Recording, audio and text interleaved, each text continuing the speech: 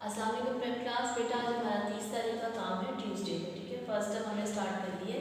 First term पे अभी हम रीडिंग कर रहे हैं। देखिए इंग्लिश रीडिंग पे हम पेज नंबर 1 कर रहे हैं। पेज नंबर 1 पे हमने कल ये अपनी रीडिंग की थी इट इज़ आ से और एन से। कल हमने ये पढ़ा था it is an apple, it is a bell, it is a cow, it is a door, ठीक है। आज हमारी ये वाली लाइन रीडिंग की होगी।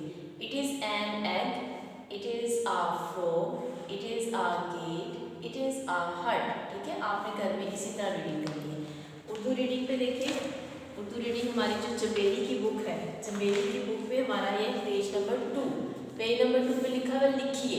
ये अलिफ पे लिखी हुई है। इस पेज पर जितनी है 3 लाइनों पे आपने नीचे वाली लाइन पे ना अलिफ पे लिखी है, इसके नीचे जो जो लफ्ज़ है वही लिख रहे हैं। इस्लामिक स्टडीज़ पे देखें, इस्लामिक स्टडीज़ में हम कर रहे हैं पेज नंबर 5। पेज नंबर 5 पे हमने क्वेश्चन नंबर 1 किया था कि वी प्रेज अल्लाह, हम अल्लाह की जब इबादत करते हैं सुभान अल्लाह कहते हैं।